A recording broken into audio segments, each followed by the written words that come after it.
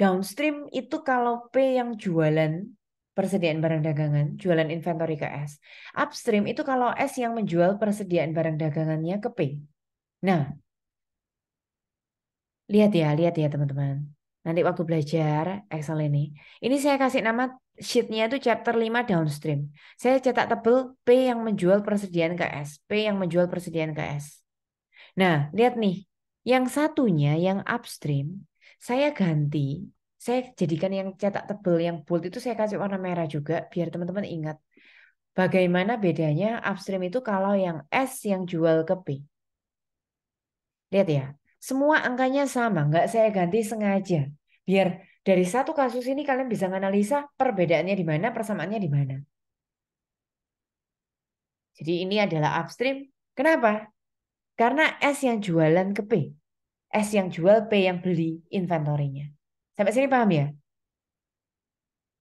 Nah, dengan soal ini, lakukan analisa ulang. Oh, ternyata Eko BV-nya itu nggak ada beda. Cost dari nilai tunai, kemudian BV, dapat dari return earning tambah common stock kali kepemilikan. Land building equipment-nya dianalisa untung atau rugi. Kalikan kepemilikan, totalnya harus kembali ke 240. Berarti dari sana kalian bisa menemukan goodwill. Lalu kalau tanah nggak diamortisasi, kalau building dibagi 20, equipment dibagi 4, goodwill tidak diamortisasi, persis blok. Lihat ya, beli, dividen, net income, dan amortisasi nggak ada beda. Kenapa? Ini kan chapter yang lalu, nggak ada hubungannya sama inventory. Nah, begitu ngomong inventory, baru beda ya. Inventory tadi, nah pertanyaan dibuka lagi. Ada berapa jurnal baru, jurnal transaksi hari ini untuk inventory? Syukur-syukur masih ingat sama akunnya, silakan. Hans, unrealized sama realized bener. Syukur-syukur kamu ingat akunnya Hans. Apa ya akunnya? Masih ingat? Hmm, Coba kita intip yang downstream ya. Coba dilihat yang mana ya. Nah itu Bu, yang chapter 5 itu. Nah, yang mana tuh? Income from S. Untuk yang Oh, unrealized, teman-teman ingat ya sambil dihafalin mulai sekarang. Yang untuk unrealized income sama investment. Lalu untuk realized, Hans? yang investment dibalik Bu. Ya, Investment di investment debit. sama income. Cara ngafalinnya gini loh. Kalau realized, oh investasinya beneran real bertambah di debit. Nah, berarti unrealized sebaliknya. Nah, Hans, bedanya sambil saya cerita, sambil kamu coba jawab ya. Teman-teman bayangin ya. Kalau downstream itu kan P yang jualan ke S. P itu kita ya. Jadi kalau kita ngambil keuntungan 5.000, ya semua itu milik kita 5.000 begitu. Bayangin nih kalau upstream. Upstream itu berarti S yang jualan ke P. Jadi kalau di sini ada ngomong untung dari hasil dagang jualan beli inventory perdagangan tadi itu, untung 5.000 itu punyanya S. Nah, ingat kita itu P. Kita tuh memiliki S hanya 80%. Jadi kalau S-nya untung 5.000, kita kecipratannya hanya 80% kali 5.000 alias 4.000. Nah, itu konsep bedanya downstream sama upstream. Jadi kalau downstream itu semua milik kita karena P yang jual. Tapi kalau upstream, S yang jual, S yang untung kita hanya kebagian sesuai kepemilikan kita. Sehingga Hans, unrealized-nya tadi berapa? Kalau di downstream, tahun pertama 5.000, tahun kedua berapa Hans?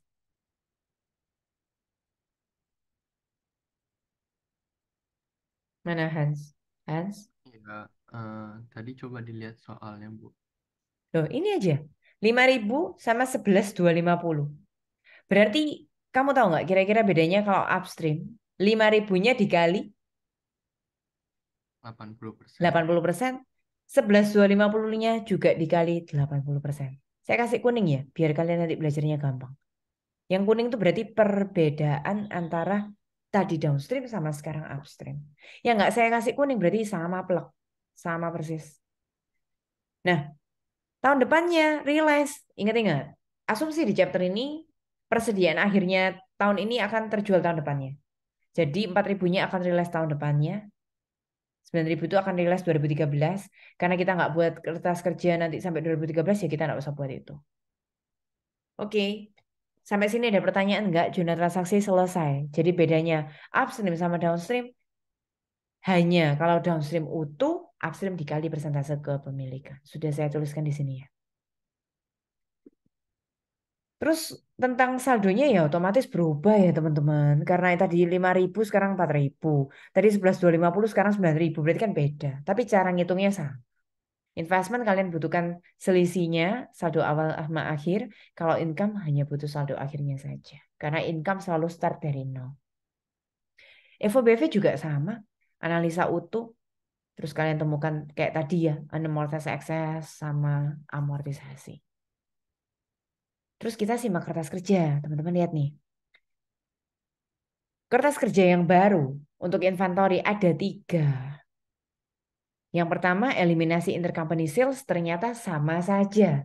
Berarti yang beda itu yang tentang profit pokoknya.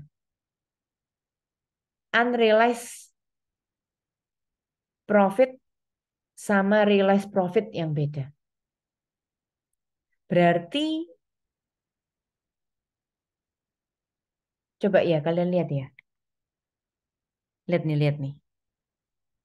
Saya tulis di sini. Jurnal kertas kerja, JKK itu jurnal kertas kerja, selalu mencatat angka utuhnya. Tolong dilihat, kalau di transaksi tadi 5.000-nya katanya Hans dikali 80%, 11.250-nya juga dikali 80%. Lihat ya, kalau di kertas kerja biarin utuh 5.000 sama 11.250. Catat itu. Jadi kalau di transaksi upstream itu memang berbeda dikali 80%. Tapi kalau di kertas kerja lihat nih, tetap utuh 5.000 sama 11.250. Terus realized profit perbedaan hanya ada akun NCI.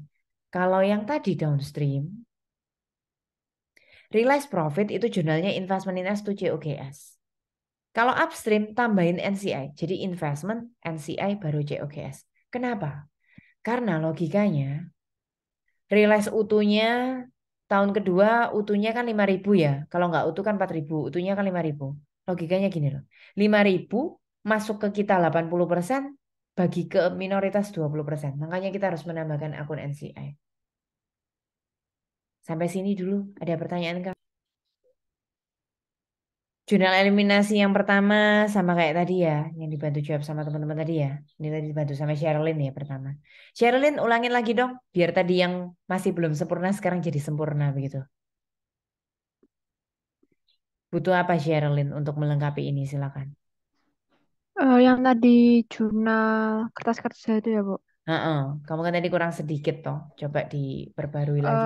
Tadi itu kan dividen. Hmm. Dividen itu butuh dari jurnal transaksi yang P menerima dividen. Ya betul, 40 sama 64 Ya, tadi ya. ya Sudah clear ya 40 di sama sini sama 64. ya, 40 64. Oke, lalu Habis yang itu tadi Mas belum tepat net income from S.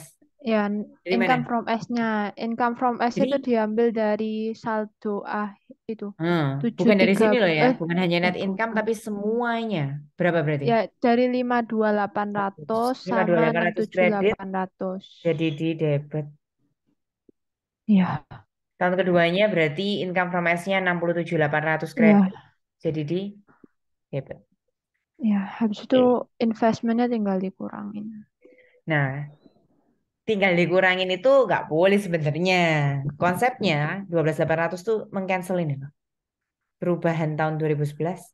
Oh iya. 2011-nya 3.800 debit di cancel jadi 3.800 kredit. Hmm. Oke, seperti itu. NCI share itu kan minoritas 20%, kita punya 80 berarti minoritasnya 20%. Kalikan di soal net income tahun pertama, tadi kan gini ya, 80 kurangi amortisasi katanya Loisa tadi kan 9.000. Perhatikan ini teman-teman. Loh, beda, bukan 80 tapi 75. Terus tahun depannya ya, bukan 100.000 net income yang nanti bakal dikurangin amortisasi 9.000. Tapi loh kok jadi 93.750? Angka apa itu? Dari tadi kan enggak ada tuh. Berarti itu loh bedanya. Saya kasih warna kuning. Kalau upstream, teman-teman silakan menghitung net income as secara upstream dulu. Bagaimana caranya? Net income yang tadi di soal 80, 100 itu harus diubah dulu teman-teman. Tambahkan rumus ini ya. Kurangi unrealized tambah realized profit. Tahun pertama, realized profitnya masih 0, unrealized-nya 5.000. Jadi minus 5.000 plus 0. Tahun kedua, realized-nya utuh ya, kita ngomong JKK selalu utuh. Realized 11.250, unrealized 11.250, realized 5.000. Berarti dikurangi unrealized 11.250 ditambah realized 5.000. Dari sana kalian bisa mendapatkan net income secara upstream. Untuk dividen sama ya, dividennya soal kali 20%, NCI selisihnya. Ada pertanyaan nggak sampai di sini? Jadi yang beda NCI share. Saya kasih warna kuning NCI share. Ya bareng-bareng saya ya. Return earning ini tadi awalnya selalu 100, terus tahun depannya yang tadi saya kerja bareng Adeline tuh ya. Ditambah net income tahun lalu, dikurangi dividen tahun lalu. Kalau common stock selalu tetap. Terus ini tadi kata-katanya Jevan. 300.000 sama 291 ngambil tabel, betul. Jevan, investmentnya jangan lupa ya. Awalnya 720, yang ini awalnya 732.800, ini 720, ini 732.800-nya jangan lupa. Ada efeknya ditambah jurnalnya chapter 5 yang ada hubungannya sama investment ini. Debit 4.000. Jadi di sini tambah debit 4.000. Jadi 736.800 begitu. Nah, Madeline, kamu tadi dapat dari mana 180.000 ini? Masih ingat? 180 itu dari 20% dikali yang implied value tadi, Bu, yang 900.000. Ya, 900.000 boleh. Dari sini. dari itu. Atau 900 itu dicari dari 720 bagi 80%. Kalau yang tahun kedua bisa mencarikan ini. Yang tahun kedua itu berarti 20% kali 20% dikali yang 7 berapa tadi? Bentar. Tuh, berarti masih belum dapet feel-nya teman-teman. Yang lain bisa bantu? Nggak usah bingung mana-mana, nggak usah scroll atas bawah lagi. Dari mana? Oh, Keisha. yang itu ya, Bu, 736.800. Iya, langsung ini Madeline. Langsung 736 ini dibagi 80%. Iya. Gitu. Oke, begitulah kira-kira. Tidak ada bedanya lagi nanti alokasi sama. Sudah dibantu tadi ya? Sudah dijawabin teman-teman tadi. Alokasi. Alokasi tadi ada siapa yang bantu saya ya? Alokasi. Keisha, lalu ada amortisasi juga, jadi semuanya sama. Oke, yang saya kasih warna kuning aja beda. Teman-teman ada pertanyaan untuk saya kah?